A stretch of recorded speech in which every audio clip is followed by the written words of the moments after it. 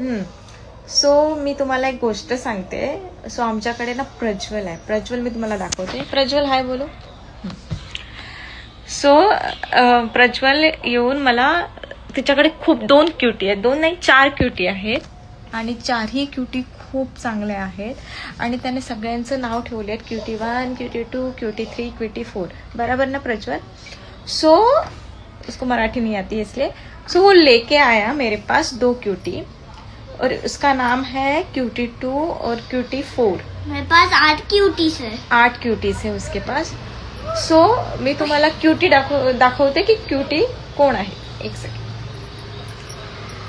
हा बघ, हा आहे क्यूटी 2 आणि हा आहे क्यूटी 4.